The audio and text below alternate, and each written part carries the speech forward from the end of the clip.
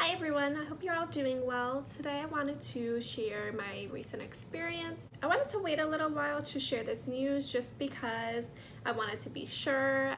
But I think it's now safe to say that my POTS has gone into remission, which is a huge deal for anyone who has POTS, especially like me, to the point where I never really got a break with my POTS. It was just a constant, everyday thing. I think out of the past 3 years, I had one day where I was pretty much symptom-free, minus, stomach issues and stuff like that. But that's a pretty big deal. So I'm very glad that I'm able to say that my POTS has gone into remission. I started a new beta blocker recently. It's definitely helped with my typical POTS symptoms of the elevated heart rate when I stand up, and the fatigue. My fatigue had gotten to the point where it had just taken over. It was really bad.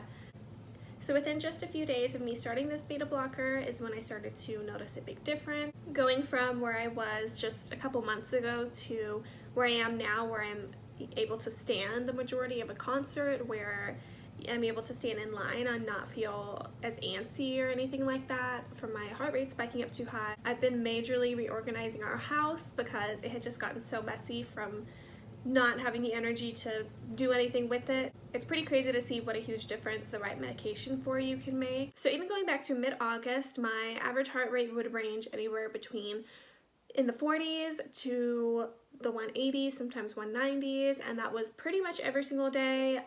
On my good days, my max heart rate would probably be in the 140s, 150s, but even then on those days I was very exhausted all the time. So taking a look now for today, my heart rate has ranged between 53 beats per minute and 118 beats per minute, which is a huge difference. And when I stand up, my heart rate doesn't elevate nearly as much. Now, some things do still trigger my heart rate, but standing is not one of them. So for example, if someone rings the doorbell and I'm not expecting anybody and my dogs start barking all crazy because they think someone's here, my heart rate will still spike up pretty high. The other day I think it spiked up to the 150s just because someone had banged on the door. I guess it was a UPS guy. He was putting our packages at the door and it just made a really loud bang noise. Another thing that still gets my heart rate up is the heat. I do live in South Texas. It is very hot. The area is very heavy. So that is still one of my biggest triggers. So I do definitely still deal with the tachycardia, but not nearly to the extent that I was dealing with just a couple months ago. I wake up in the morning and I still do feel pretty off. I'm pretty sure it's just from being dehydrated, from not drinking overnight, and my body still has to adjust in some ways.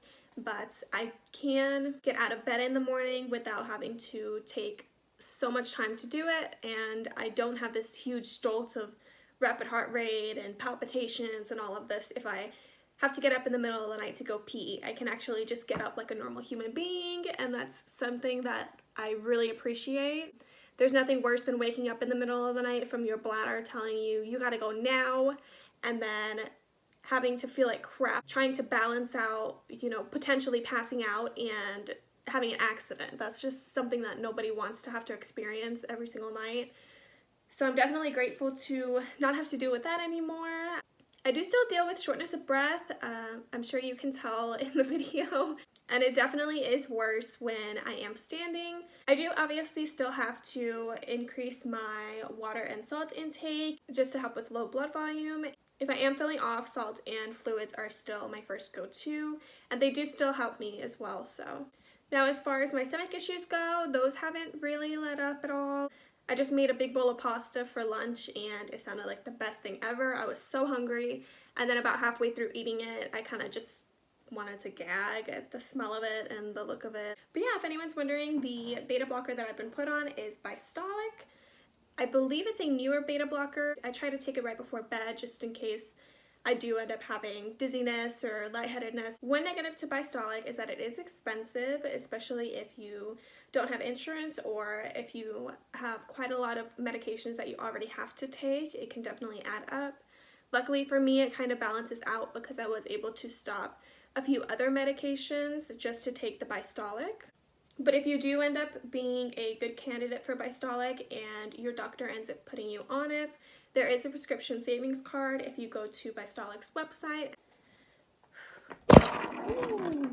Ooh.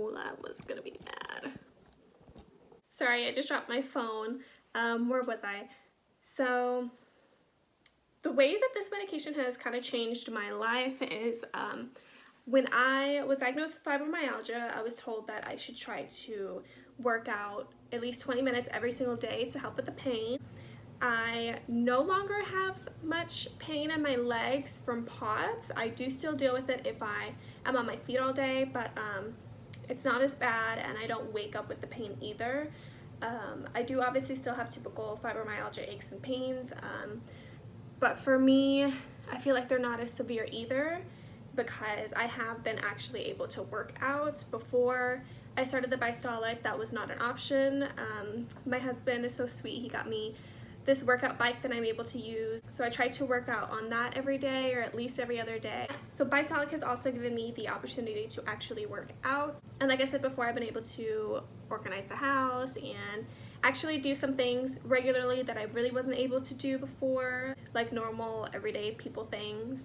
Now this is a little scary for me in some ways as well because I have never really had my POTS go into remission. I don't know if this is something that is going to last. I don't know if the medication is going to stop working or I'm just gonna start having all these crazy side effects and have to get taken off of it.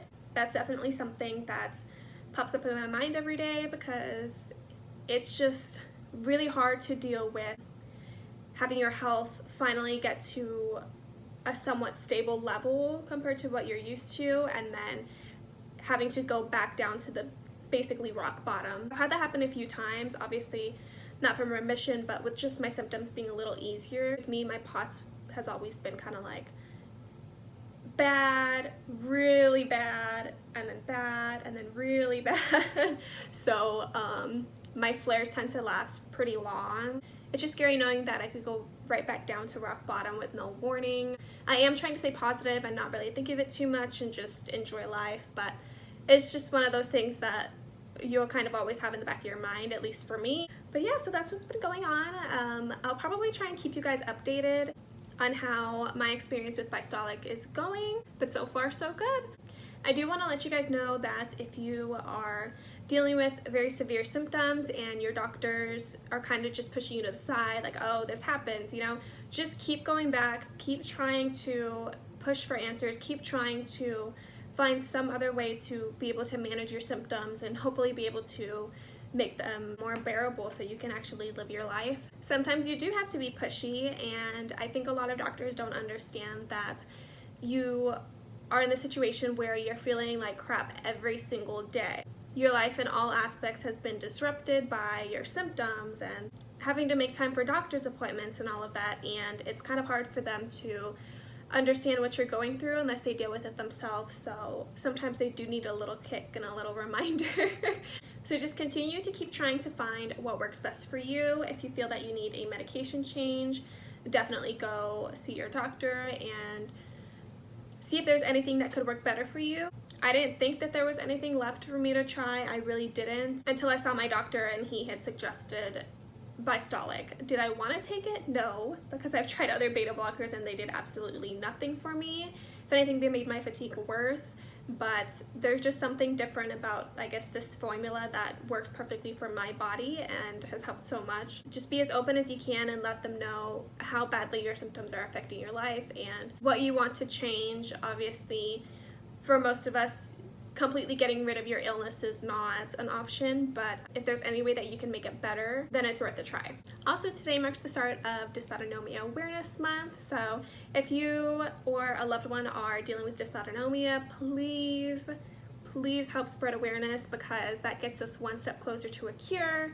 And not only that, but more awareness means more research and more treatment options. And even a lot of doctors don't even know about dysautonomia, so spreading awareness is definitely key here. It also takes an average of 5 to 6 years to receive a diagnosis of dysautonomia. It takes 2 seconds to share an article. You know, it's just something that could really help people out. But yeah, that's all I have for today's video. Thank you guys for watching. Give this video a thumbs up if you liked it. Have a good day. Bye.